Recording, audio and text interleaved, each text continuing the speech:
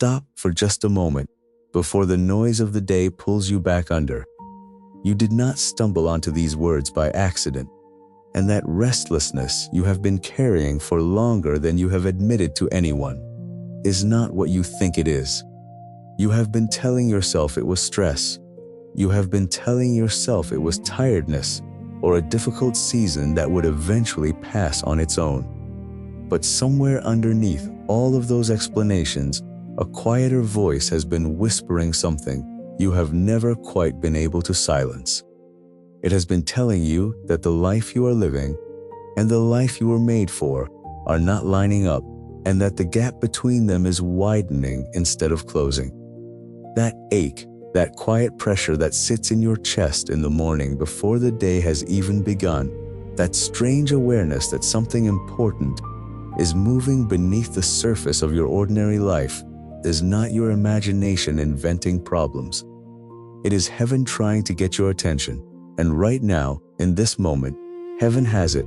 So stay with me, my dear child, all the way through, because what is happening here is not casual, and it is not the kind of thing you should treat like one more piece of content you scroll past and forget by evening. This moment was arranged.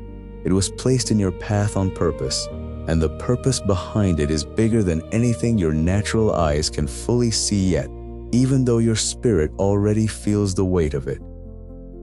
I am not going to fill these minutes with fear, because fear was never the goal. Clarity is the goal. There is a difference between the panic that comes from fear and the urgency that comes from love, and I need you to feel that difference deep in your bones. What you are hearing is love speaking with seriousness, because love can see what you cannot always see for yourself. Love can see the decision you have been postponing. Love can see the surrender you keep walking around instead of walking into. Love can see the burden you pick back up every single morning, as though you were built to carry it forever, when the truth is, you were never meant to carry it at all. Come a little closer, and let me speak to the part of you that has been tired in a way sleep does not seem to touch. You have been carrying something, haven't you? Something hard to name and easy to feel, a heaviness that follows you into the night, even on the days that went perfectly well by every outward measure. You have tried to explain it away more times than you can count, and yet it keeps returning, patient and quiet, refusing to be argued out of existence. I am not here to make you feel worse about where you are standing.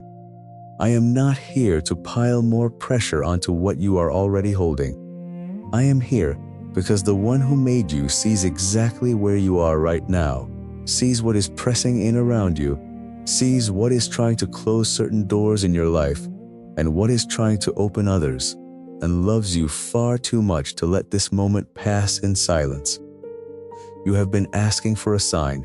In your own quiet way, you have whispered into the dark, if you are really there, make it clear.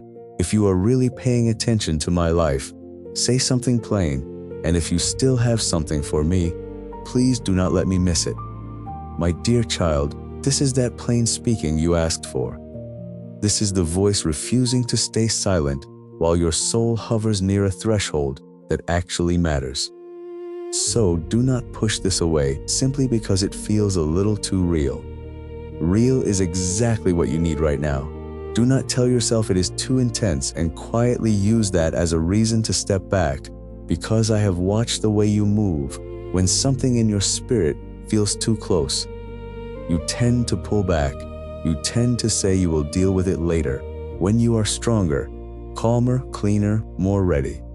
But that one specific habit, the habit of postponing the deep things until some future, better version of yourself finally shows up, has kept you circling around the very moments that were always meant to set you free. You keep waiting to feel ready, while the one who loves you keeps waiting for you to simply trust him in the middle of your trembling. You are standing in a narrow space where your response genuinely matters, the kind of space where a single act of honesty, a single moment of real surrender, a single decision to stop running and turn fully toward the one who has been calling you can shift the direction of everything that comes next. Not in a small, barely noticeable way, but in a way you will be able to look back on years from now and say, that was the moment. That was the day something finally began to change. Know you are tired. I know you are wary of anything that feels intense. I know there's a part of you that simply wants something soft and easy to hold on to, something that comforts without asking a single thing of you in return. And there will be comfort in what follows, I promise you that. But comfort that never tells you the truth is not really comfort. It is only a more pleasant way of staying stuck. So I am going to be honest with you, because honesty is a form of love that people do not always recognize in the moment, but almost always come to appreciate in the end. And here is the honest thing. Sometimes the kindest thing heaven can do is raise its voice just enough that you finally stop long enough to hear what has been trying to reach you for a very long time. That is what is happening here. This is mercy arriving wrapped in urgency, and it would be a quiet tragedy to mistake it for mere intensity and step back from the very thing that came to set you free. He does not need your polished confidence. He does not need your perfectly arranged emotions or a version of you that has everything figured out before you take a single step. He needs the real you, the honest you, the part of you that already knows something is not right and is finally willing to stop long enough to let truth speak into it. So before we go any deeper, I want to heal something in the way you hear a voice like this. Because if you carry old wounds from voices that were harsh, controlling, or shaming, then every time something speaks with spiritual weight, your heart tightens and braces for impact. And I do not want you spending this whole time with your defenses up, waiting to be condemned. So let me be very clear. This is not condemnation. This is not rejection. This is not some angry voice counting up your failures and getting ready to announce a verdict. What is happening here is rescue, pure and simple. Rescue wrapped in words, rescue dressed in urgency.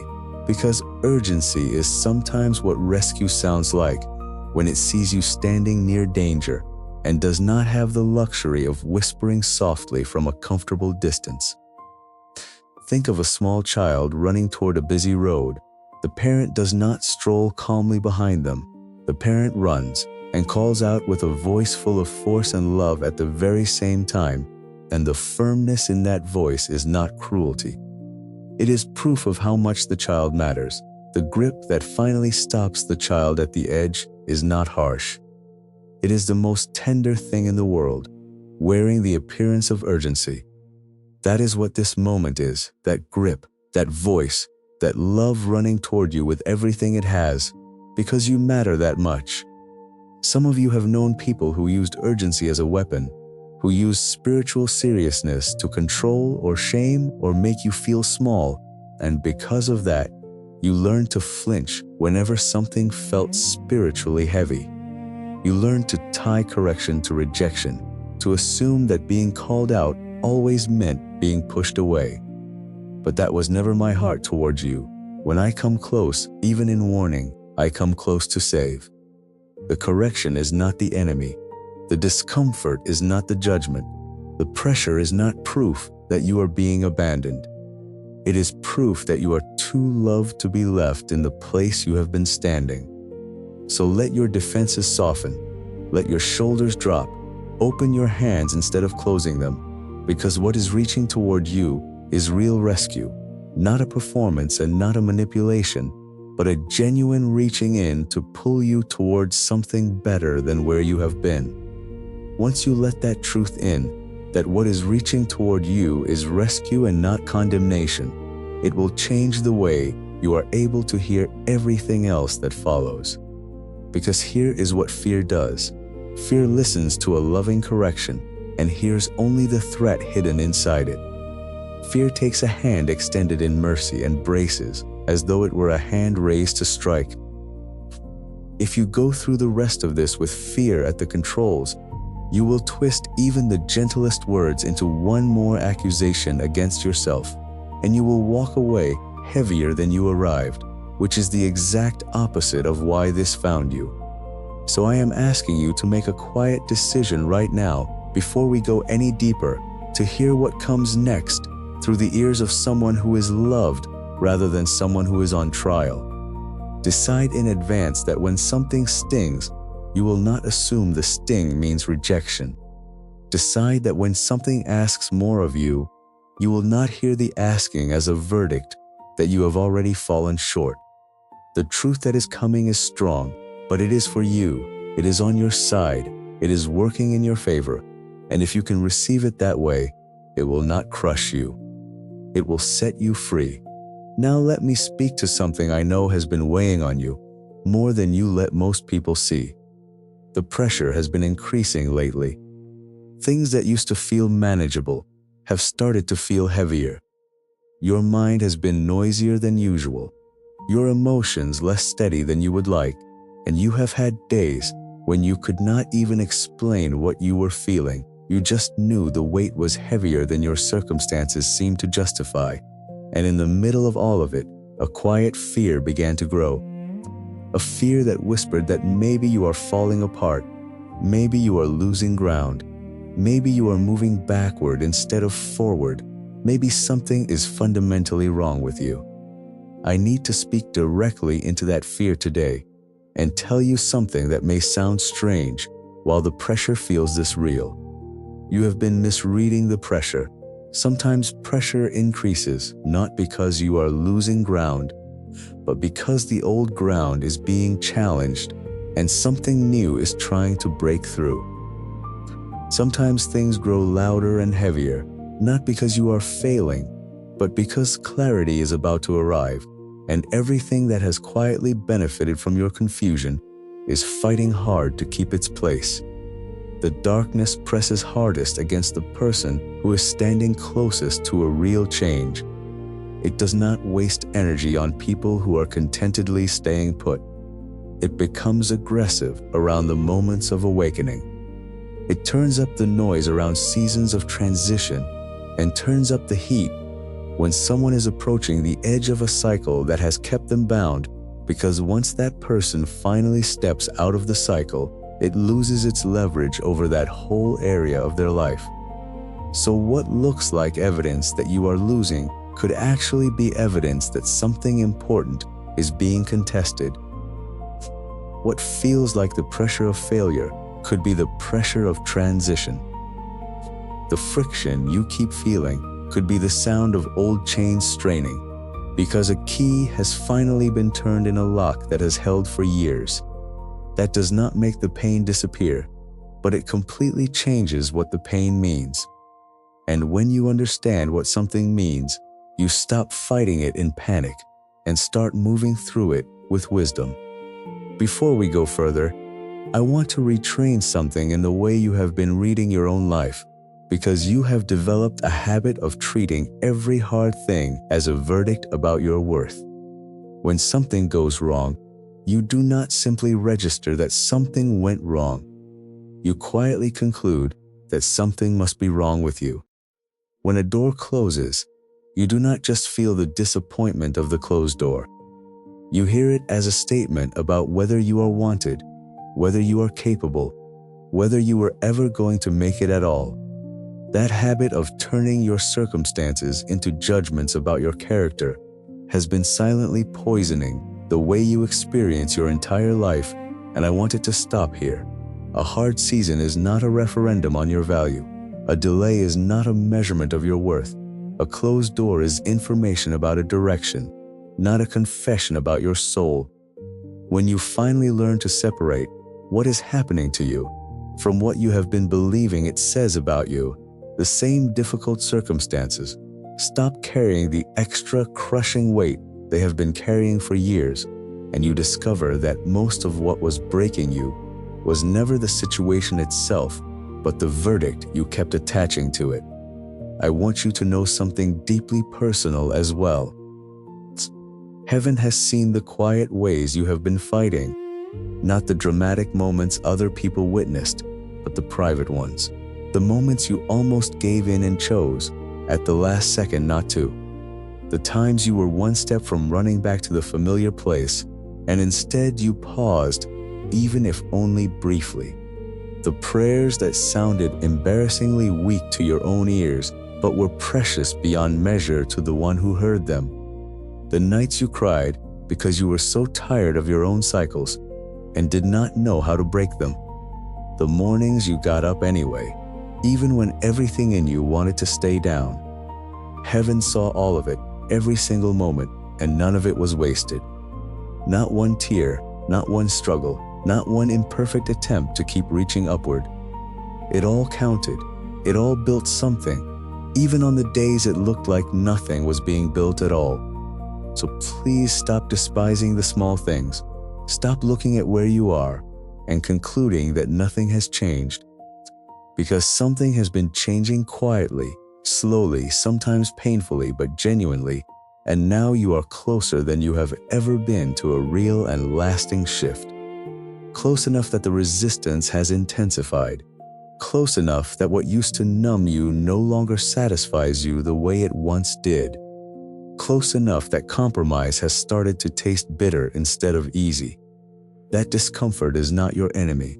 It is the friction of something old losing its grip, the sound of a door creaking open that has been shut for far too long. So do not retreat now, and do not let the resistance convince you that the path is wrong. Instead, change the question you have been asking. Stop asking why this is so hard, and start asking what this pressure is trying to keep you from seeing. The question you ask in a hard season will determine the direction you travel. So choose your questions carefully right now. Now let me take you deeper into something that has been quietly eroding your confidence, because alongside the pressure, your sense of who you are has been under attack, and not in some vague or distant way. It has been personal, targeted, and relentless. The enemy of your soul does not only want your time and your attention. It wants your agreement about your own identity. It wants you to see yourself through the lens of your worst moments instead of through the eyes of the one who made you. So it has been taking your mistakes and trying to turn them into your name. It has been taking your delays and trying to make them your definition. It has been pointing at your wounds and whispering that they are who you are. It has been replaying your lowest moments and suggesting that those moments tell more truth about you than anything else ever could. It has pointed at the doors that closed and said, "See, you are unwanted." It has pointed at the people who left and said, "See, you were not worth staying for." It has pointed at the times you fell and said, "See, you never really change. You will always be exactly this." The most dangerous thing about those whispers is not that they are loud. It is that, after a while, they stop sounding like attacks and start sounding like your own thoughts. You begin to call it self-awareness. You begin to call it humility. You begin to accept the accusation as honest self-reflection. But let me say this as gently and as firmly as love can say anything. Those are lies, all of them. Every single whisper that tries to shrink you down to your worst moment.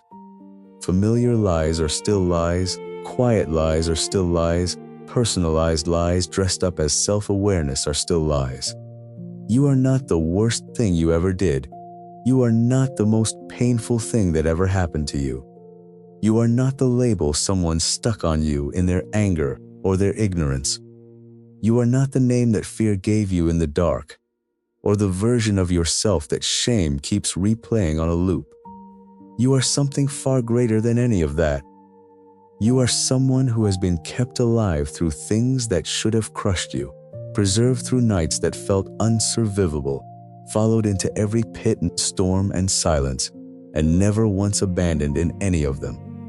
In all of those places, the love that created you did not pull back.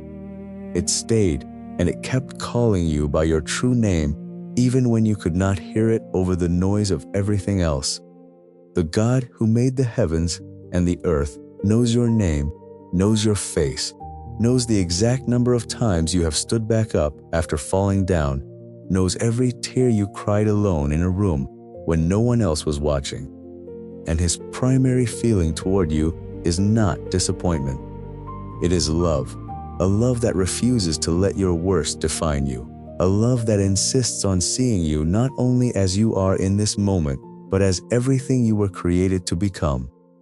So I want you to do something both practical and powerful. Think honestly about the names you have been calling yourself in private, the ones that live in the quietest part of your mind where no one else can hear, the ones that show up when you make a mistake or when something falls apart or when you look in the mirror on a hard day. Maybe it sounds like, I am always this way. Maybe it sounds like, I never change. Maybe it sounds like, I am too broken for this to ever really work for me. Or, I do not deserve good things. Or simply, I am a disappointment. Whatever those names are, look at them clearly right now, not to torture yourself, but because you cannot fight what you refuse to name. And once you drag them into the open light of this moment, you can look at them and say out loud that this is not who you are. This is what fear told you. This is what shame tried to name you. This is what the enemy has been whispering, but it is not what your Creator says. And from now on, your Creator's voice is going to be the loudest one in the room. Say that. Not as a timid thought you hope might be true, but with authority. Like someone who is finished letting the wrong voice write the story of their life. That is not arrogance. That is alignment. That is you choosing to believe the right thing about yourself, even when the wrong thing feels far more familiar. I want you to be patient with yourself in this, because a false name that has been spoken over you for years does not vanish the first time you refuse it. It will come back. It will show up in the next hard moment, sounding as familiar and as convincing as ever. And when it does, you may feel discouraged, as though refusing it the first time accomplished nothing at all. But that is not how it works.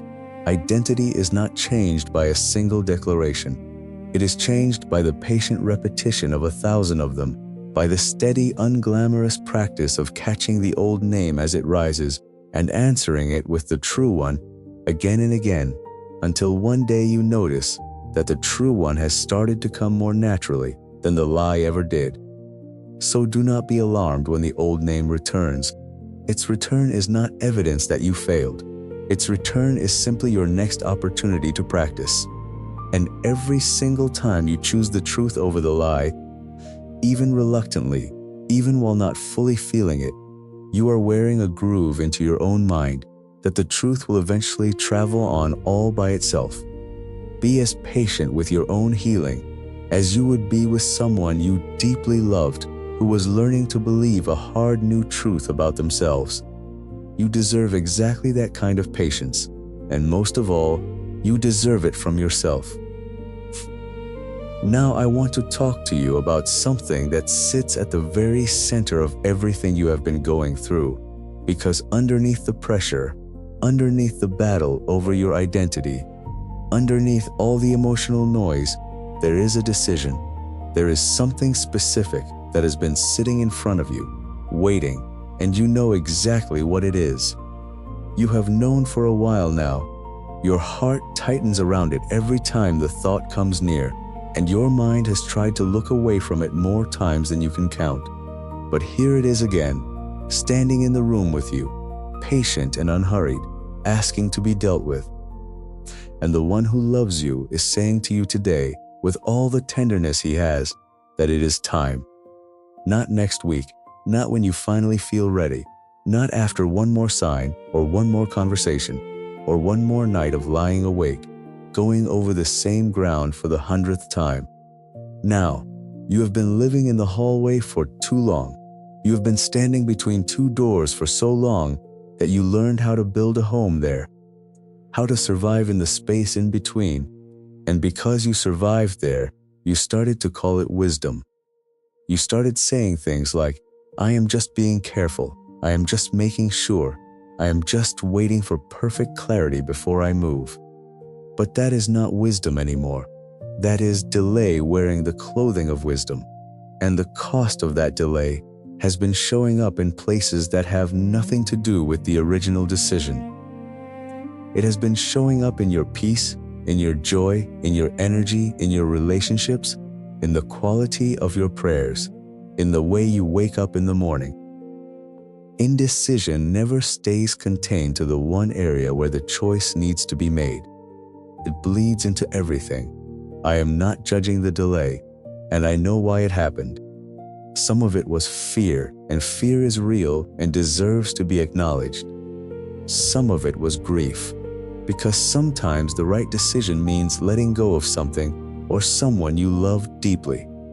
And some of it was hope, a stubborn, tender, very human hope that maybe if you waited a little longer, the situation would change on its own, that the person would become who you always believed they could be, that the thing you knew needed to end would somehow heal itself so you would not have to be the one to close the door. That kind of hope comes from a good heart. But when hope is attached to something the one who loves you has already told you is not your future, hope stops being faith and starts becoming a chain, and you deserve to be free from that chain. Whatever shape this decision takes in your life, you know its name. It may be a relationship that has been slowly draining the life out of you and still feels impossible to release. It may be a habit or a pattern that you know is working against everything you say you want, but the comfort it offers in the short term keeps winning the argument. It may be a compromise you made somewhere along the way that seemed small at the time and has grown into something that now stands between you and the person you are supposed to be. It may be a boundary you know needs to be set, that you keep postponing because of how the other person might react, or a step you know you are meant to take that you keep finding reasons to put off for one more week. Today I am asking you to stop pretending you do not know what it is. A decision made in the presence of the one who loves you is a holy thing. It is not just a mental choice. It is a line drawn in the sand of your spirit the moment your inner life stops being divided. The place where confusion loses one of its favorite hiding spots, because confusion loves a person who is trying to live in two directions at once. The moment you choose a direction clearly and honestly, a kind of peace begins to move back in, not always in your feelings right away, not always in your circumstances overnight, but in your spirit something settles, something stops straining, something breathes again for the first time in a long while. That settled quality is exactly what has been missing. That ability to wake in the morning, knowing where you stand and where you are going, and you can have it back, but it requires a real decision, not one you make quietly in your head and then slowly walk back over the next few days, but one you make in the open and then act on with your actual choices. So be still for a moment and ask yourself honestly what the thing is that you have been avoiding deciding, the choice that keeps surfacing every time you are alone with your own thoughts. Let it rise. Do not push it back down. Look at it, and then say that you see it, that you know what it is, and that today you are choosing to stop avoiding it. That moment of honest acknowledgement is more powerful than you know. It brings the thing that has been living in the shadows of your avoidance into the light, where it can finally be dealt with. Understand what this indecision has actually been costing you, because the price has been far higher than you realized. A divided heart is an exhausted heart. When one part of you is moving in one direction while another part quietly holds onto something else, you spend enormous energy every single day just keeping the contradiction from collapsing. And that energy has been coming straight out of everything else, out of your sleep, your focus, your patience, your capacity to be present with the people you love. You have wondered why you feel so depleted, even on days when nothing especially difficult happened, and this is a large part of the answer. You have been quietly running two lives at once in the basement of your own mind, and it has been draining you dry. The moment you choose one direction clearly and honestly, that hidden drain begins to close. The energy that was being spent maintaining the contradiction slowly comes back to you. It is one of the strangest and most reliable gifts of a real decision, that it does not only change your future, it returns to you a strength in the present that you had forgotten you were even missing. And then move, not just feel something and call it progress, but actually move in the direction the decision points. If the answer is to end something, take the first real step toward ending it today. Not the emotional preparation for the step, but the actual step. If the answer is to begin something, take the first concrete action today, not the planning of the action, but the action itself. If the answer is to confess something, have the conversation. If the answer is to set a boundary, speak it. Do not let another day pass with the decision made in your head, but unmatched by your behavior, because half decisions are one of the most effective traps there is. A half decision lets you feel temporarily relieved without actually changing anything. It hands you the emotional comfort of having decided without requiring you to pay the real cost of deciding. And so the old pattern continues, just with a slightly better feeling about it for a few days, until the feeling fades. Do not do that to yourself again. Close the door all the way. Lock it if you need to. Let your actions match your choice, so that the people around you, the circumstances around you, and the spiritual atmosphere around you all receive the message that a real decision has been made. That is when things change. That is when peace returns, not when you have perfectly managed your feelings about the choice, but when your life starts reflecting that you actually made it. For some of you, the hardest part of all of this is not the decision itself. It is the grief that comes with it. Because sometimes the right choice means letting go of something you genuinely loved, something that meant a great deal to you. And grief over that is not weakness. It is not a sign that you chose wrong. It is the honest cost of caring deeply about people and possibilities, and that cost deserves to be honored rather than rushed past. You are allowed to cry over what you are choosing to release. You are allowed to grieve the version of the future you had built in your mind that this decision now requires you to set down. You are allowed to feel the ache of a door closing, even when you are the one choosing to close it, because it is the right thing to do. Grief and rightness can live at the same time. A decision can be completely correct and still hurt, and in fact, some of the most important decisions in a life hurt in exactly this way because they cost something real. The willingness to pay that cost, even with tears, is one of the deepest forms of trust a human heart can offer. It says, "I believe you know better than my feelings do. In this moment, I believe your plan for me is worth the price of what I am releasing. I believe the door you are opening is worth more than the one I am choosing to close." That is faith in its most honest and vulnerable form, not the polished confident, "I have it all figured out" kind of faith, but the trembling, "I am not sure I can do this, and I am doing it anyway" kind. The faith that says yes while the hands are still shaking and moves forward while the eyes are still wet. If that is where you are today, then you are in exactly the right place. The shaking does not disqualify you. The tears do not disqualify you. The willingness is enough. So bring the whole trembling, honest, surrendered thing you are, and give it to the one who has been waiting for it, because that is all he ever asked for. Not your perfection, but your surrender. Not your strength, but your trust. Once a decision is made and the fog begins to lift, a new challenge tends to appear, and you need to be ready for it. The journey forward is rarely as smooth as the breakthrough moment itself. You make the decision, you feel something shift, you experience that rush of clarity and relief, and even joy that comes from finally choosing, and then a day passes, maybe two, and the old feelings come back. The doubt creeps in again. The familiar pull toward what you left behind returns with surprising strength. The voices that fell silent start finding their way back through the cracks.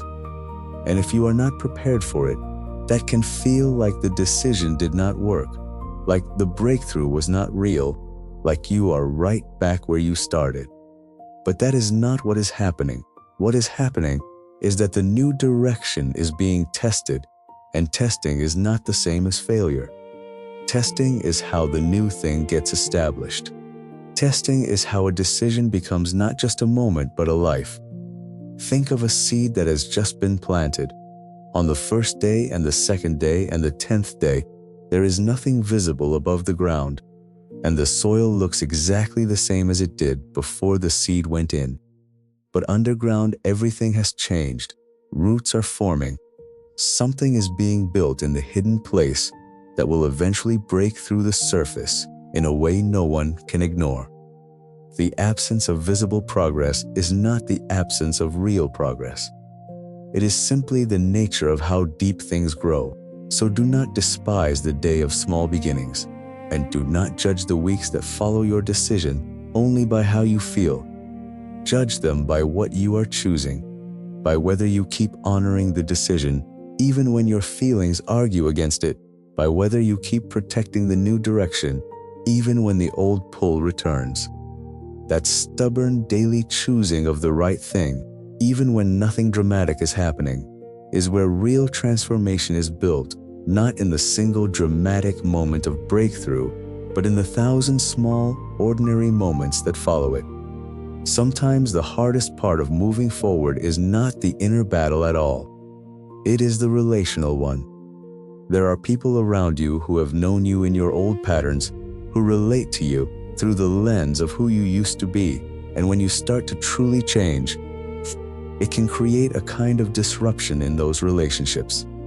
Not always, but often, because when one person in a relational system shifts, the whole system feels the pressure to shift as well. And not everyone will be ready for that. Some people, even people who genuinely love you, will feel threatened by the change. Some will try to pull you back toward the familiar. Some will question the new boundaries you are setting.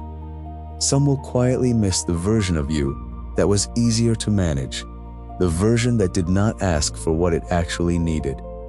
This is not a reason to isolate yourself or to grow suspicious of everyone around you, but it is a reason to choose your close circle carefully in this season, to be wise about who gets access to your most vulnerable places, to be intentional about whose voice gets to speak into the decisions you are making.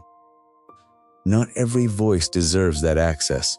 Not every person who loves you in general is the right person to confide in during a season of significant change. Choose people who speak life, people who can hold the weight of your honesty without crumbling or running, people who believe in where you are going, even when where you are right now does not yet look like it. Those people exist. You may already know some of them, and if you do not have them yet, that is something worth praying for specifically, because the God who is guiding your life is also guiding people toward you, people who are meant to walk alongside this next chapter. Ask for them, expect them, and recognize them when they arrive. Let me also gently prepare you for a grief that often hides inside this kind of growth, the grief of outgrowing certain relationships you never wanted to outgrow. Sometimes, as you change, you discover that a connection which once fit you no longer does, not because anyone became a villain, but because you have been moving, and they have not, or because the bond was built on a version of you that is quietly passing away. That can be one of the loneliest parts of real change, the moment you look around and realize that some of the people who knew the old, you cannot quite follow you into the new one. I am not telling you to abandon people. I am telling you not to be surprised by the distance that sometimes appears, and not to read it automatically as a failure on your part or on theirs. Some relationships are meant to last a whole lifetime, and some are meant for a particular stretch of the road, and honoring the gift of what someone was for a season does not require you to pretend they were meant to walk the entire journey with you. So hold your relationships with open hands. Bless the ones who can grow alongside you. Release the ones who cannot, without bitterness and without rewriting them into enemies. And trust that the one who is guiding your life is also faithful. to bring the right companions for the road that is still ahead. And while we are speaking of relationships, I want to say something gently but clearly to those of you in the middle of a connection that has been costing you greatly, whether it is a friendship, a romance, a family bond, or a working relationship that has slowly been eroding your peace and your sense of self. Loving someone does not require you to be diminished by them. Honoring a relationship does not mean accepting treatment that contradicts the value your Creator placed in you. Commitment is a beautiful and sacred thing, but commitment to a relationship that is consistently harming you is not the same as faithfulness. Sometimes the most loving thing you can do for the other person and for yourself is to bring an honest boundary or an honest conversation into a place that has been running on comfortable dishonesty for far too long. For some of you, that may be the hardest sentence in this entire message, because the thought of disrupting something familiar, even when that familiar thing has been hurting you, can feel more frightening than continuing to quietly absorb the pain. But you were not put on this earth to absorb pain indefinitely in the name of keeping the peace. You were made for more than survival. You were made for genuine connection, for relationships that bring out the best in you, rather than grinding you down over time. And if you have settled for less than that, today is the day to stop settling. There is something else I have noticed, something that sits underneath so much of this. Many people who genuinely love God and genuinely believe in His goodness still do not fully believe that His goodness is meant for them personally. They can celebrate it in someone else's life. They can read about it and feel real joy. But when it comes to their own story, there is a quiet exemption, a silent belief that says, yes, God is good, but probably not quite that good to me. Yes, He restores lives, but probably not mine in the same way. Yes, He makes a way, but I have probably made too many wrong turns for His best plans to still apply to me. I want to dismantle that quiet exemption today, because it is not humility. It is a lie wearing the costume of humility. True humility says, I do not deserve goodness on my own merit, but I will receive it as a gift from the one who loves me. The quiet exemption says, I do not deserve goodness, and therefore I will not fully expect it or fully receive it even when it is being offered. One is a posture of receiving, and the other is a posture of self-exclusion. And self-exclusion from the goodness of God is one of the most heartbreaking things in the world, because it means you walk alongside the gift for years without ever bending down to pick it up. You are not excluded. Whatever you have done, whatever has been done to you, whatever detours your story has taken, you are not excluded from the goodness of God. It is specifically for you. It was planned with your name on it. The restoration He brings, the peace He offers, the clarity He gives, the new chapters He writes, they are not generic blessings for generic people. They are personal and specific, designed with the details of your actual life in mind. Believe that today, not as a nice thought to feel better for an hour, but as a conviction that changes how you pray, how you expect, and how you receive. And if you are going to believe that His goodness is truly meant for you, then you need a foundation underneath that belief, something solid enough to stand on when your feelings shift and your circumstances shake. So let me build the first stone of it into you right now.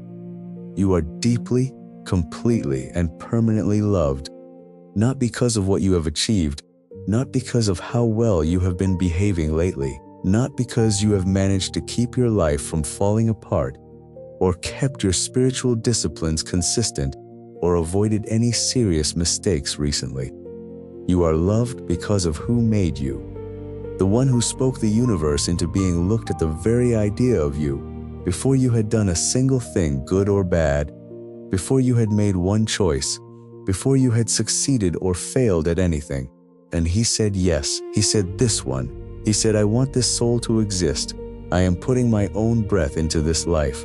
I am placing my image inside this person. and no amount of wandering, no amount of failure, no amount of distance or delay has ever been able to reach back through time and undo that original yes. He did not say yes to a condition. He said yes to you, the actual you, the complicated, struggling, sometimes faithful, and sometimes faltering, deeply human you. That yes is still in effect today. It was in effect on your worst day. It was in effect in your most shameful moment. It was in effect during the season when you were furthest from where you knew you should be. It never switched off, never went on hold, never quietly downgraded itself into a maybe. It remained yes, completely, unwaveringly, permanently yes.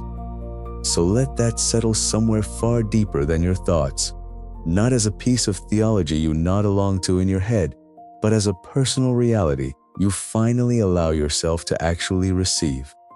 You are loved right now, exactly as you are, exactly where you are, with everything you are carrying and everything you have not yet figured out.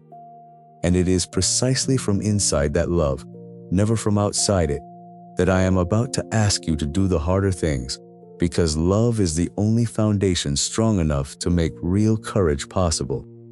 So now I want to ask something of you that will take exactly that kind of courage, because I have noticed that many people who love God have quietly drawn a partition through their inner life.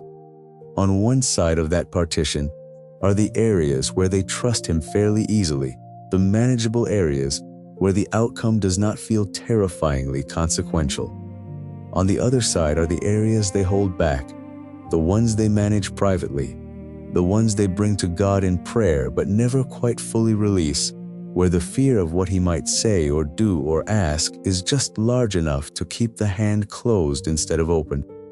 You know which side of your partition I am talking about. You felt it the moment I said it. There is a place in your life, maybe more than one, where your trust in God has a ceiling, where your surrender has a point beyond which it does not go, where your yes to Him becomes a quiet, conditional yes that says, I will follow you anywhere except there. I will trust you with everything except this. I want you to hear me say this without any shame attached to it. That is an incredibly human place to be. The fear that built that partition came from somewhere real, from times when things did not work out the way you believed they would, from prayers that felt unanswered, from seasons when doing the right thing seemed to bring more pain rather than less. I am not angry about the partition, but I am asking you today to walk up to it in the honesty of this moment, to look at the locked door in it, and to ask yourself a hard question. Is the thing I am guarding behind this door actually safer in my own keeping? Or have I been protecting something that has quietly been harming me by staying in my hands instead of His? Here is the truth I have watched play out in more lives than I can count. The things we refuse to fully surrender do not stay safely contained in that refusal. They grow heavier over time. They demand more of our energy to manage. They become sources of anxiety that touch everything else, and the very effort of trying to be the sole guardian of the thing we are afraid to release costs us far more than releasing it ever would. You have been paying a heavy price to keep that door locked, and today I am asking you to consider that the cost of keeping it locked may be greater than the cost of opening it. What would it feel like to release the thing you have been holding back? What would it feel like to say, not with resignation but with genuine trust, I give you this too. I do not know what you are going to do with it. I do not know how it is going to unfold, but I am done being the sole guardian of something too heavy for my hands. Take it. Do what only you can do with it. I trust your heart even when I cannot predict your method. That specific surrender of the thing behind the locked door is one of the most powerful spiritual acts a human being can perform. It does not look dramatic from the outside. It might just feel like a quiet exhale, but in the unseen realm, it is enormous. It is the moment a burden shifts from your shoulders to His. It is the moment a fear loses its ownership of a piece of your heart. It is the moment the atmosphere around that area of your life begins to change. because it is no longer being held in human hands alone. So let that surrender happen even now. You do not need a special formula or a perfectly worded prayer. You only need honesty. Tell him the truth about what you have been holding back and why. Tell him the fear underneath the locked door, what you are afraid he might do or say or ask if you open it. He already knows all of it, but saying it out loud to him takes it out of the hidden place and brings it into the relational space between you and him, and that is where things actually change. Not in the solitary management of your inner world, but in the honest conversation with the one who made that inner world. And do not be surprised if, the first few times you try to release that locked door, you find your hand reaching back for it almost immediately. That is normal. Surrender is rarely a single, permanent event. It is far more often a daily returning, a repeated opening of the same hand that keeps wanting to close again. You will give him the thing, and then catch yourself an hour later, quietly trying to manage it once more, and you will have to give it back, and there is no shame at all in that. The only real shame would be in concluding that because you took it back once, the surrender did not count, and you might as well stop trying. It counted. Every release counts, even the ones you partly undo.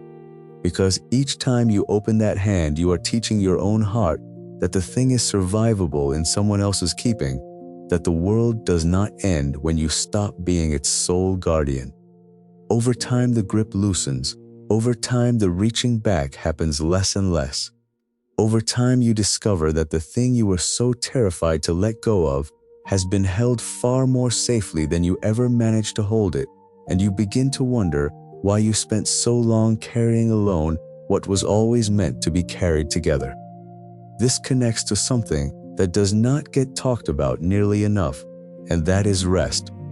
Not the kind that comes from a nap or a vacation, though those have their place, but the deep rest that happens in the spirit, the settling that occurs when a person finally stops striving and starts trusting. Because you have been striving for a very long time, my dear child, and not only in your outer life. You have been working hard in your inner life too, working to manage your emotions, working to hold things together, working to appear fine when you are not, working to figure out the answers on your own before bringing them anywhere else, working to deserve the good things you hope for, working to compensate for the things you feel inadequate about, working to outrun the fear that if you ever stop pushing, everything will collapse. All of that internal labor has made you tired in a way sleep does not touch. There is a kind of tiredness that lives in the spirit, that settles into the bones and has nothing to do with how many hours you slept last night. You wake rested in your body and still exhausted in your soul.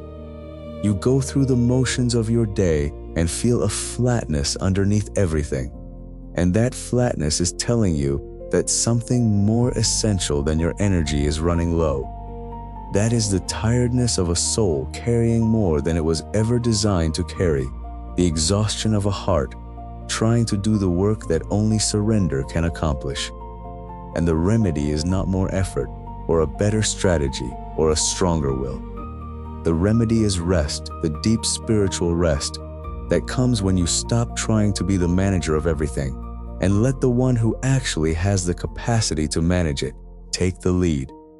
I know that rest sounds simple, and I know it is harder for you than it sounds, because somewhere along the way you learned that you had to be in control. Maybe life taught you that through being let down when you depended on others. Maybe it came from having to be responsible far beyond your years. Maybe it came from watching things fall apart in the very moments you relaxed your grip.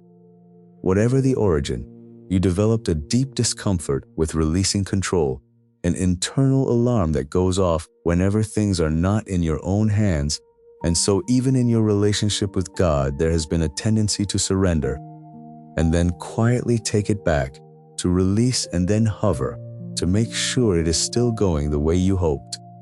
But imagine, even for one day, what it would feel like to actually rest, to put down the weight you have been carrying, to stop monitoring every moving part of every situation, to stop rehearsing the worst-case scenarios, to stop trying to think 10 steps ahead so that nothing can ever catch you off guard, and to simply be present in this moment with open hands and the genuine belief that the one holding your life is more than capable of handling what is inside it without your constant supervision. That peace is not a fantasy reserved for people with easier lives. It is available to you right now in your actual life with all of its actual complexity. The path to it is not perfect circumstances. The path to it is genuine trust, and genuine trust is built one release at a time. So start small. Pick one thing today that you have been gripping tightly out of fear and practice releasing it. Say that today you are not going to solve this. Today you are not going to try to manage this outcome. Today you are going to trust that the hands that hold the universe are also holding this one specific thing in your specific life and are more than adequate for the task. Do that with one thing. Notice whether something in you feels lighter and a certain mental noise grows a little quieter, and then tomorrow add one more. Build a practice of releasing. Build a habit of trust, because that is how striving slowly gives way to rest, not in one dramatic moment of total surrender, though those are real when they come, but through the ordinary, daily, consistent choosing of trust over control in the small things as well as the large ones. As that habit grows, something will begin to change in the very texture of your ordinary days. You will notice that you are not bracing all the time anymore. You will catch yourself in a quiet moment and realize that the low hum of dread that used to run constantly underneath everything has gone silent. You will make a plan and hold it loosely, genuinely open to it changing, instead of clutching it as though your survival depended on every detail unfolding exactly right. You will be able to be interrupted without feeling that the interruption is an attack. You will be able to not know something without that uncertainty filling you with panic. These are not small changes. They are the visible signs of a soul that has finally shifted its weight off its own shoulders and onto a foundation strong enough to hold it. This is what rest actually looks like in a real life, not the absence of responsibility, not the disappearance of difficulty, but the quiet presence of a deep inner steadiness that no longer rises and falls with every shift in your circumstances. I want to take a moment now to speak directly to those of you walking through a season of real loss, the kind that changes the landscape of your life in ways you are still getting used to. The loss of a person, the loss of a relationship, the loss of a dream you had built your plans around, the loss of a version of the future you had genuinely believed in, the loss of health, your own or someone else's, the loss of a season of life you did not fully appreciate until it was gone. Whatever shape the loss has taken, I want to say something I hope lands with all the gentleness it carries. Your grief is not a spiritual problem to be fixed. Your grief is a sign of how deeply you loved and how fully you were invested, and the God who made the human heart made it capable of grief for a reason. Grief is not the opposite of faith.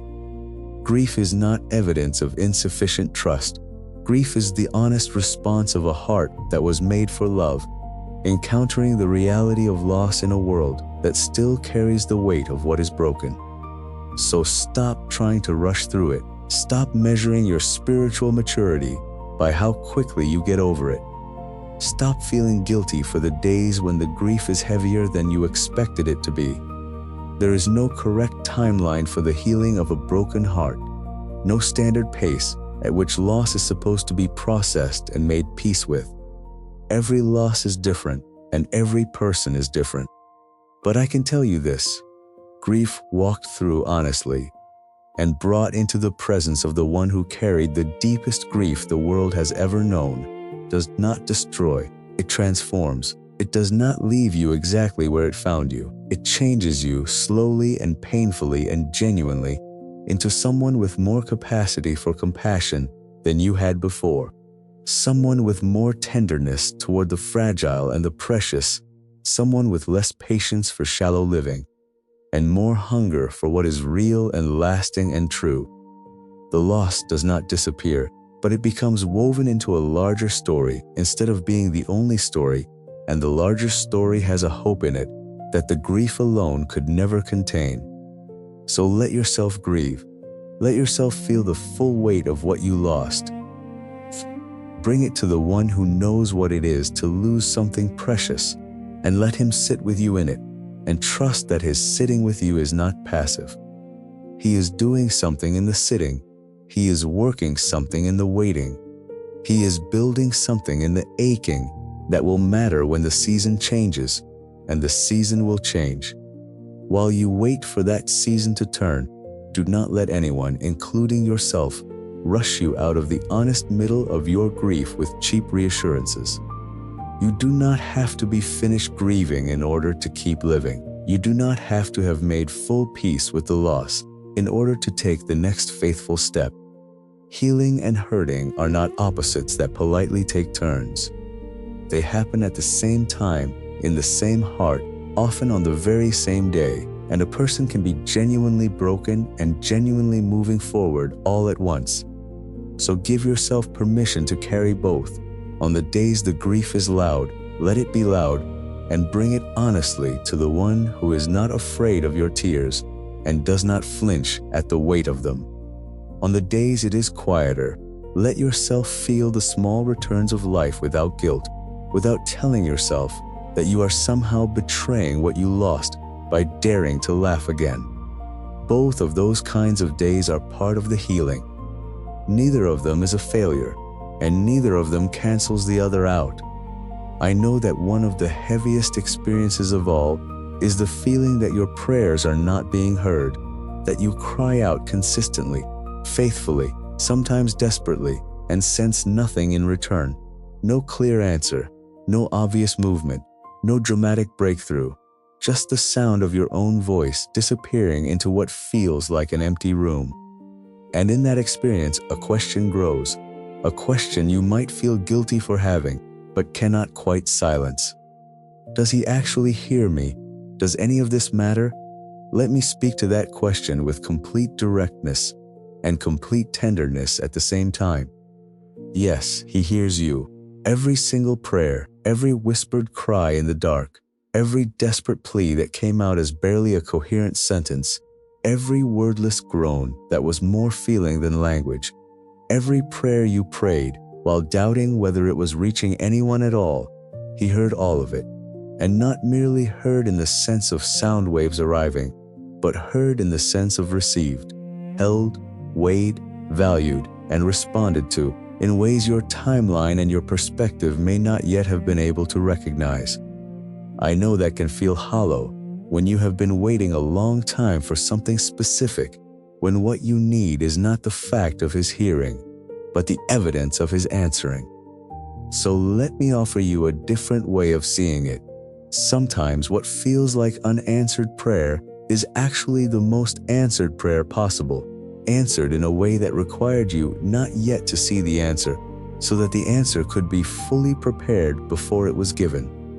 Think of a master craftsman working on something extraordinarily complex and precious. The one who commissioned it cannot watch while it is being made. After a while, they may begin to wonder. They may feel the silence of the workshop as the absence of activity, when in reality, it is the most intense activity possible. And then the day comes when the workshop opens, and what is revealed is far beyond what they dared to imagine when they first placed the order. Some of what you have been praying for has been in that workshop, being made with a care and a complexity that required time, not because God is slow, not because he forgot, not because he is teaching you a lesson in the most painful way possible, but because what he is building for you carries a level of craftsmanship that cannot be rushed without destroying the very thing that makes it extraordinary. So hold on, not with gritted teeth and forced resignation, but with genuine expectation, with the kind of hope that says, I do not know when, and I do not know exactly how, but I know that what is being prepared for me is worth the waiting. Let that conviction grow in you and replace the quiet despair that has been settling into the place where hope used to live. I need to speak to that place directly, because something happens to a person who has been under sustained pressure for a long time, something subtle but deeply damaging. They slowly begin to lose their sense of future, not all at once, but gradually, the way a fire dims when no new wood is added to it, cooling so slowly that you do not notice the warmth leaving until the room is already cold. You used to have a sense of anticipation about your own life. You used to be able to close your eyes and picture something ahead that made you feel something warm and alive, a vision of what could be that had shape and color and substance to it. And somewhere along the way, without you ever fully noticing it happen, that picture began to fade. The colors grew duller, the shape grew vaguer, until eventually the future stopped feeling like a horizon and started feeling like a wall, and you stopped looking toward it with hope and started approaching it with a quiet, cautious dread. Just getting through, just surviving, just making it to the end of the week without anything catastrophic happening. That quietly became your new definition of a good life. But that is not the life you were made for. Survival was never meant to be the ceiling of what has been prepared for you. And just getting through is not the fullness the one who loves you had in mind when he placed you on this earth. I know the very idea of genuine hope can feel almost dangerous right now, because hope has disappointed you before. You have hoped for things and watched them not happen. You have believed for things and felt the ache of watching what you believed for remain just out of reach. And after enough of those experiences, hope starts to feel like a setup, like something that only makes the eventual disappointment hurt worse. So you learn to keep your expectations low, to guard yourself against wanting too much, to stay close to the ground emotionally, so that when things did not work out, the fall would at least be shorter. That makes a painful kind of sense, Hess. It is a form of self-protection, but it is also a quiet form of self-imprisonment, because the same walls you built to keep disappointment out also kept out the expectation that good things are genuinely still coming, and without that expectation, your spirit began to shrink, living smaller and smaller until it fit inside the walls you had built around it. That is not who you are. That is not the size of the life that has your name written on it. So today I want to do something that may feel a little risky to you. I want to invite you to hope again, not blindly, not naively, not with some forced positivity that pretends the hard things never happened, or that the road ahead will be free of all difficulty, but with a real, grounded, clear-eyed hope, the kind that says, I do not know every detail of what is ahead, but I know the one who does, and I have decided to trust his heart even when I cannot trace his hand. That kind of hope is not fragile. It cannot be easily disappointed, because it is not resting on a single specific outcome. It is resting on a specific person, and that person does not change. He does not revise his love for you based on how your week went. He does not run out of ideas for your life just because the plans you made for yourself did not unfold the way you expected. He is not sitting somewhere looking at your situation and concluding that he had a good plan once, but things have drifted too far off course now for it to ever work. That is not how he thinks. He is the one who makes a way where there is no way, who calls things that do not yet exist into existence, who takes the broken pieces of a story and builds from them something that could never have been built out of the unbroken version. He is not finished with your story, not even close. So let hope come back in. Let it be small at first if that is all you have room for. Let it be quiet and tentative. Let it be the size of a single seed pressed down into the soil, because small hope, honored, is the seed of great faith, and great faith is what moves the things that nothing else can move. There is one more weight I need to speak to. because carrying unforgiveness is one of the heaviest burdens a human being can bear, and I see how much of it some of you have been carrying.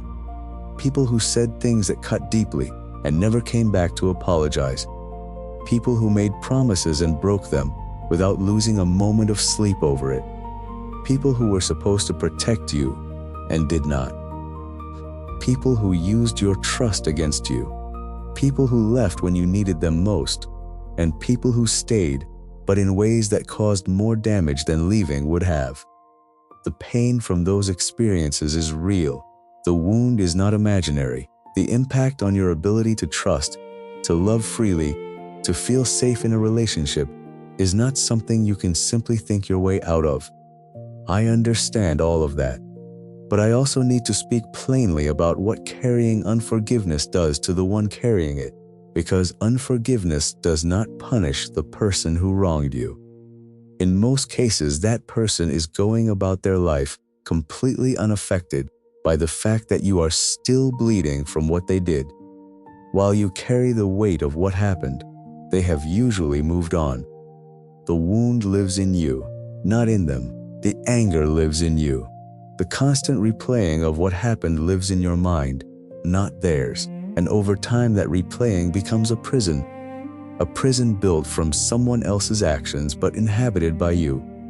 Every day you carry unforgiveness is a day you keep paying the rent on a place that they constructed but do not live in. Forgiveness is not for them. This may be the most important thing to understand about it. Forgiveness is not saying what they did was acceptable.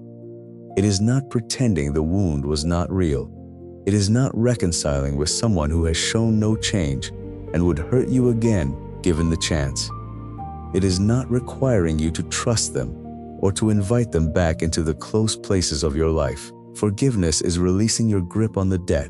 It is saying, I am choosing to stop carrying this, not because you deserve to be free of consequences, but because I deserve to be free of the weight of holding it. I am choosing my own freedom here. I am choosing to stop letting what you did continue to have daily power over my inner life. That is a decision entirely about you and entirely for you, and it is one of the most powerful acts of self-care and spiritual health a person can perform. If you are carrying unforgiveness right now, begin the process of releasing it today, not because it will be simple, and not because the feeling of release will arrive all at once, but because beginning is the most important step. You can say to the one who loves you, I want to forgive this person. I do not feel it yet. The feeling of it is not here, but I am choosing the direction of forgiveness. I am pointing my will toward it, even though my emotions have not caught up. Help me get there. That honest, willing, imperfect prayer is the beginning of a freedom that will unfold over time as you keep choosing it. And it is a freedom that will touch every other area of your life, because unforgiveness never stays contained to the relationship where it began. It seeps into everything, and its removal opens things up everywhere. And there is one person on your list of those who need forgiveness, whom you have probably been overlooking entirely, and that person is you. For some of you, the heaviest unforgiveness you carry is not aimed at anyone who hurt you. It is aimed at yourself for the choices you wish you had not made, for the time you feel you wasted, for the way you handled something you cannot go back and handle again, for the person you were during a season you are ashamed of. You have been holding yourself in a courtroom that never adjourns, replaying the evidence, pronouncing the same verdict day after day, and serving a sentence that seems to have no release date written on it. But the same mercy that frees you from carrying what others did to you is also being offered for what you did to yourself. You are allowed to lay that down too, not to pretend it never happened, not to excuse what genuinely needs to be made right, but to stop punishing a person the one who made you has already chosen to love. If he is not holding your past against you, then your continuing to hold it against yourself is not a higher standard or a deeper humility. It is simply a heavier chain. and you were never meant to be both the prisoner and the jailer of your own life at the same time. Now, I want to speak to the deep and aching human need to know that your life means something, that you are here for a reason that matters, that the struggles you have been through and the things you have learned, and the ways your particular story has shaped you are not random, but are pointing somewhere, building towards something. One of the quietest and most persistent questions in your heart is, what am I here for? Not in a vague cosmic sense, but in a specific personal, what am I supposed to do with my actual life sense? And if you have not received a clear answer to that question yet, the silence around it can feel like its own kind of suffering. So let me reframe the way you have been searching. Purpose is not primarily a destination you arrive at. It is a direction you live in. It is not primarily a specific job title or a calling with a neon sign attached to it. It is the quality of presence and intention and love with which you engage whatever is in front of you right now. The person in front of you is part of your purpose. The chance to bring honesty into a dishonest situation is part of your purpose. The opportunity to offer kindness in a place that has been starved of it is part of your purpose. The willingness to be a steady, trustworthy, genuinely loving presence in the lives of the people around you is part of your purpose. And none of that requires a dramatic calling or a public platform or a perfectly mapped out plan. It requires showing up honestly and fully with everything you have been given, including the parts that came from the hard things. As for the more defined sense of what you are meant to build or create or contribute, that clarity tends to come through movement rather than through waiting. It comes through doing the thing in front of you with full investment and letting it lead to the next thing. It comes through following the thread of what makes you feel most alive and most useful at the same time, paying attention to the places where your deepest passions meet the world's genuine needs, because that intersection is where purpose tends to crystallize. But you have to be in motion to find it. You have to be willing to start before the full picture is clear, to take the next step without being able to see the whole staircase, because that is always how it works. The staircase reveals itself one step at a time to the person who keeps walking. So, if you have been waiting for total clarity before you start moving, reconsider that approach today. Take the next step with what you currently have. Serve the person currently in front of you. Use the gifts currently in your hands. Step through the open door currently before you, even if it is smaller than the one you were hoping for, because faithfulness in the small thing is always the path to the larger one, with no exception. The person who waits for the large thing before being faithful with the small one ends up waiting indefinitely, while the person who is faithful with what they have today tends to find that what they are given tomorrow is greater than they could have imagined. You have something to give, my dear child, something uniquely yours, a combination of experiences, capacities, passions, and perspectives that belongs to no one else on the planet, in exactly the configuration it exists in you. And the world needs the actual you, not a polished, sanitized, perfect version, but the one who has been through what you have been through and is still standing, the one who knows what certain kinds of pain feel like from the inside and can therefore sit with others in that pain, in a way someone who has never felt it cannot, the one who has wrestled with doubt and come out the other side with a faith that is stronger for having been tested, the one who has fallen and gotten back up enough times to have something genuine to say to a person who feels too tired to rise one more time.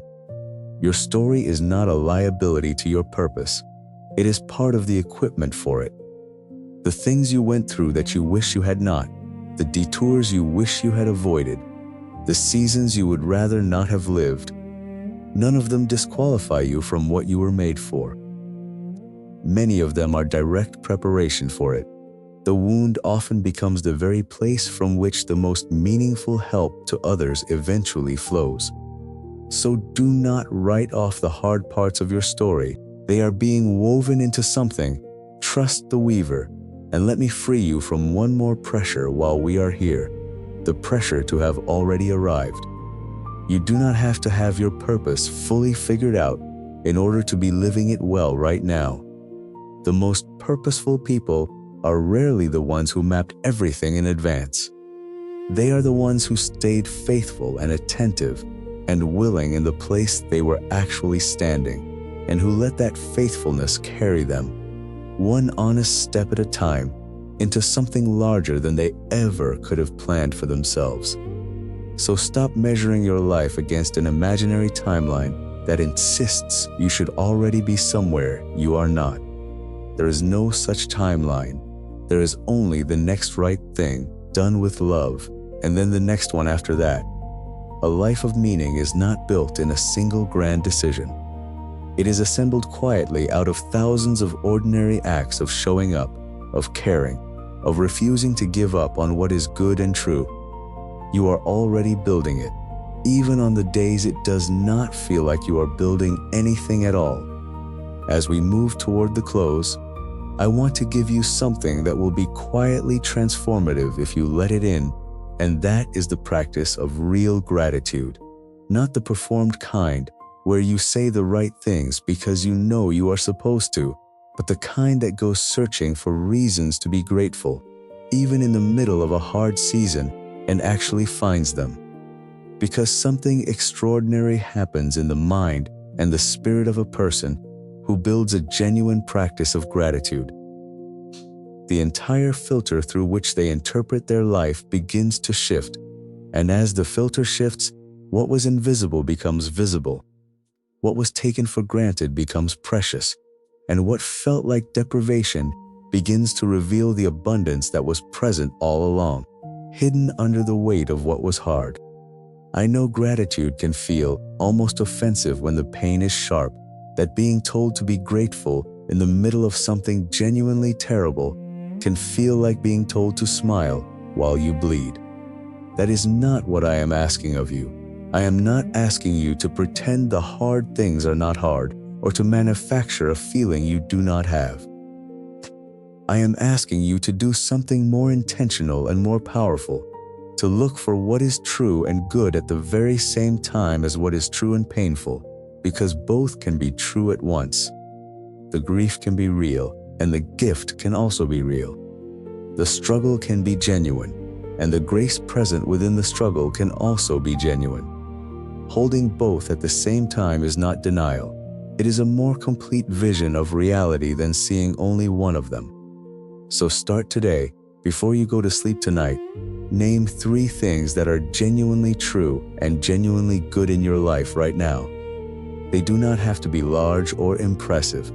The fact that you woke up this morning is not a small thing. The fact that there is breath in your lungs is not a small thing. The fact that you are still capable of feeling, of caring, of reaching for something better is not a small thing. The fact that you are here right now and that something in these words is meeting something in you is not a small thing.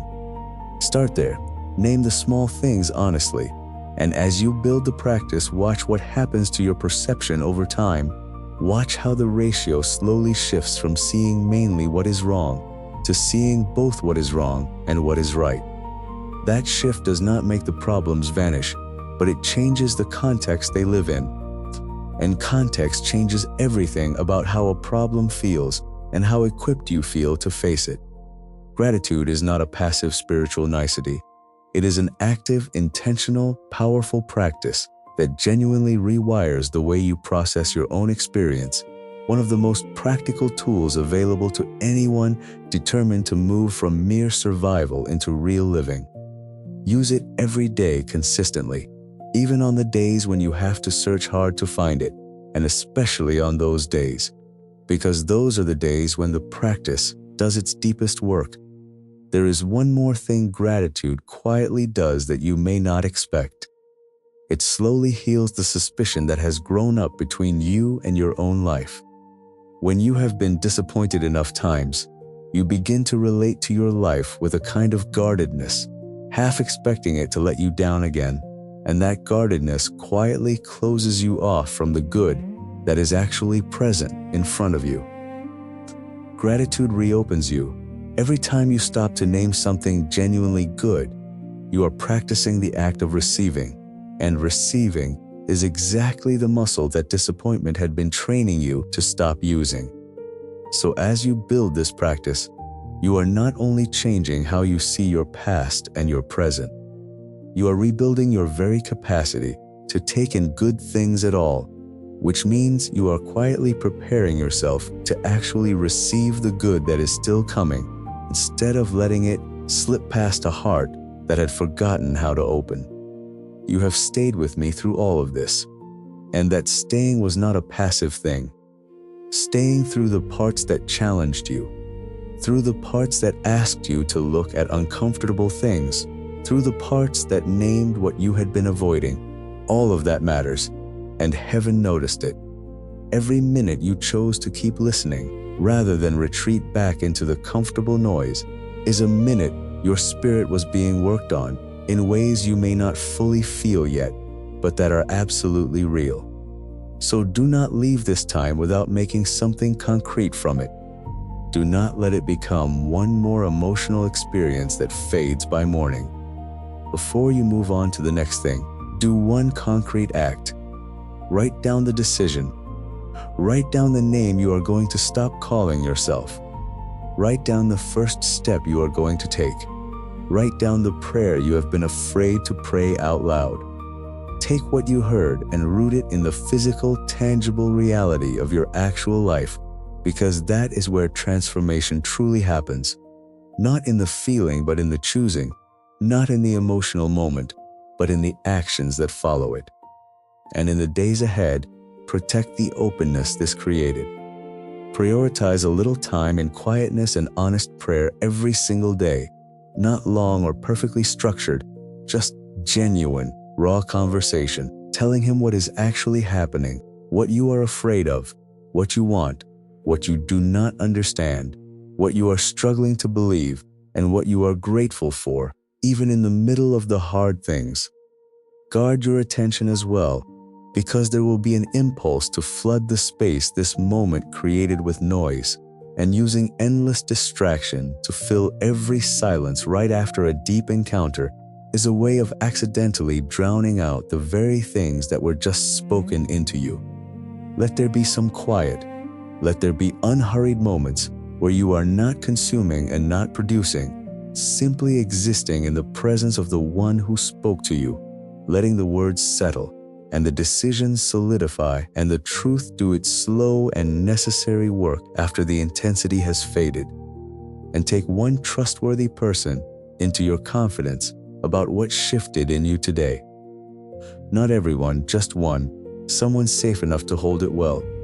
There is something about saying a decision out loud to another human being that gives it a weight it simply does not have, while it stays sealed inside your own head.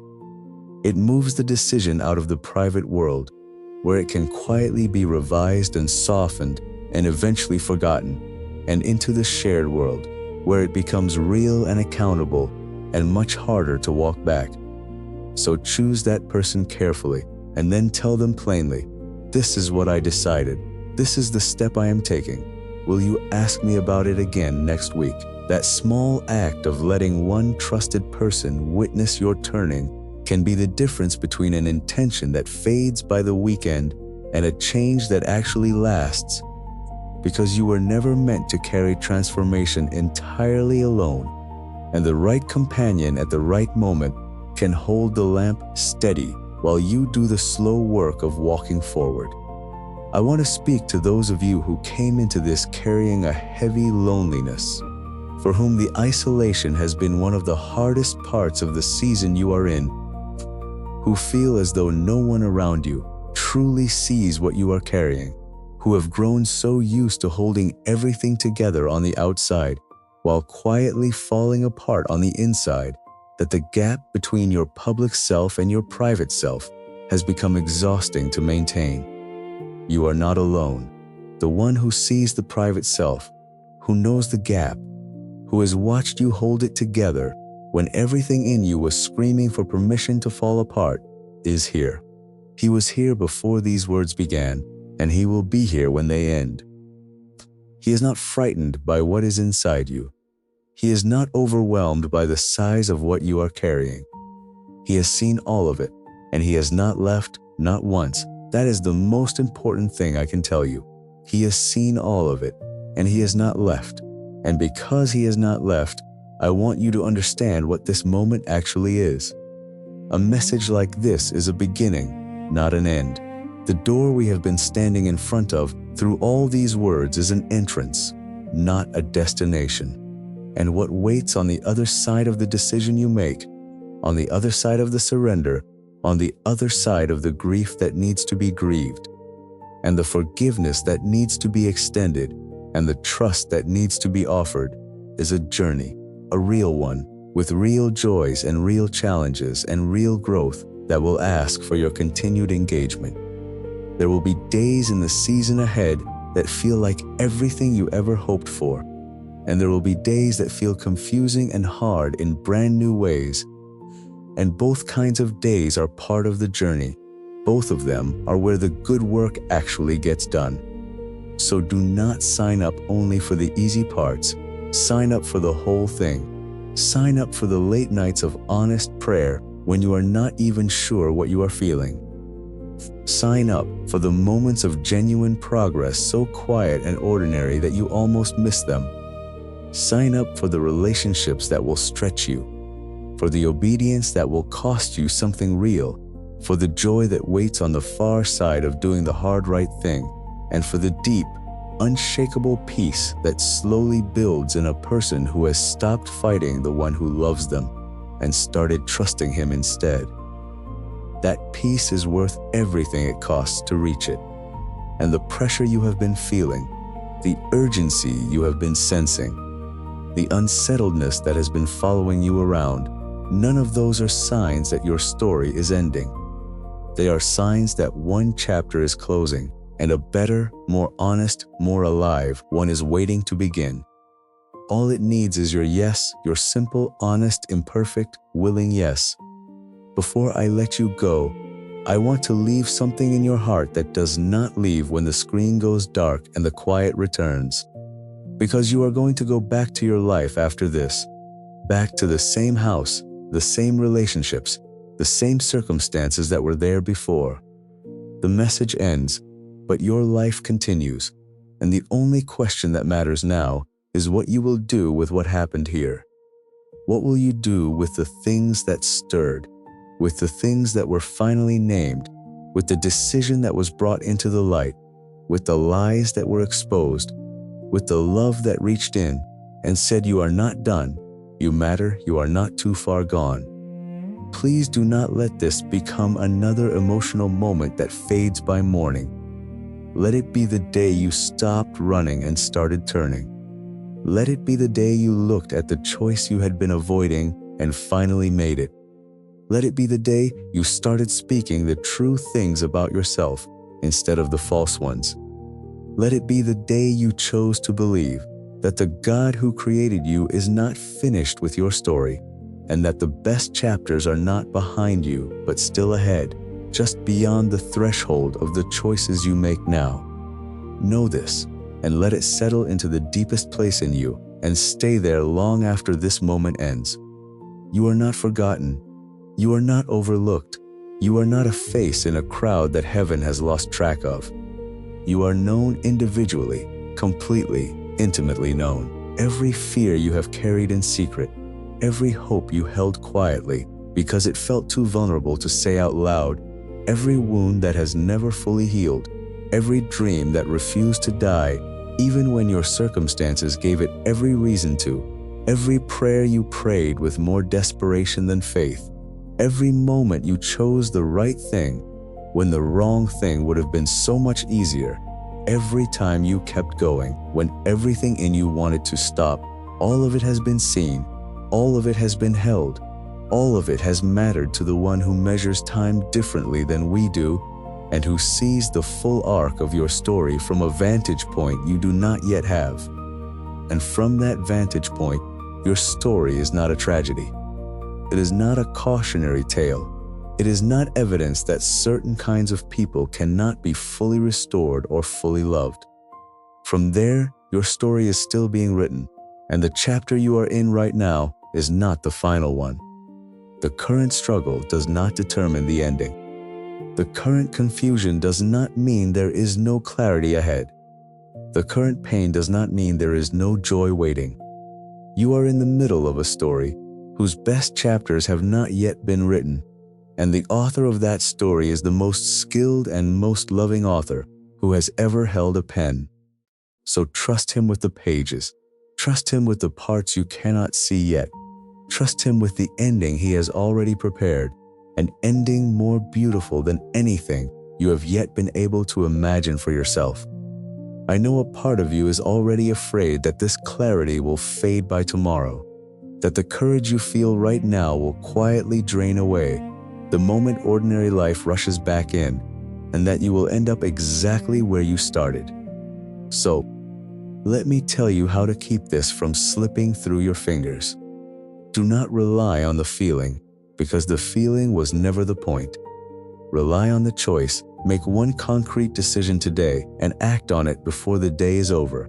Something small enough that you can actually do it, and real enough that it actually matters, and let that single act become the anchor that holds the rest in place. Feelings are like weather. They come and go and cannot be commanded to stay.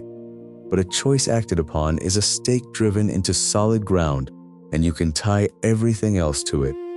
You do not have to sustain this intensity for the rest of your life. You only have to take one true step while the door is open, and then another tomorrow, and the steps themselves will carry you where the feeling alone never could. So walk through the door. Walk into the yes. Walk away from the things that have been holding you in place, and walk toward the one who has been calling your name through every difficult season, every confusing chapter, every moment you were certain no one could see what you were going through.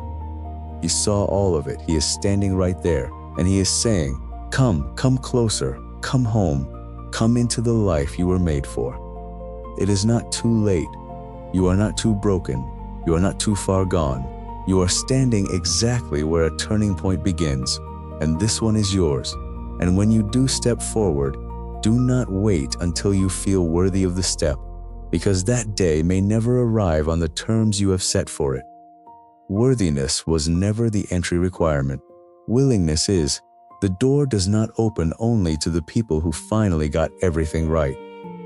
It opens to the ones who, still trembling and still uncertain, decided to trust the one holding it open more than they trusted their own fear. You qualify not by being impressive, but by being willing.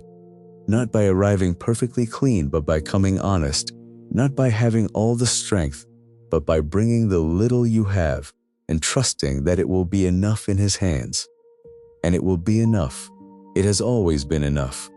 The smallest yes offered sincerely carries more power in it than the most polished performance offered from a divided heart. So bring your small, sincere, trembling yes, and watch what the one who loves you does with it. Go forward, my dear child. Go forward with everything you have received. Go forward knowing you are seen, known, loved, and never alone. Go forward knowing that the pressure was not punishment, but preparation. Go forward knowing that the name you carry is not the one fear gave you in the dark, but the one your Creator wrote over you before you were ever born. Go forward because your next chapter is waiting, and it is going to be beautiful.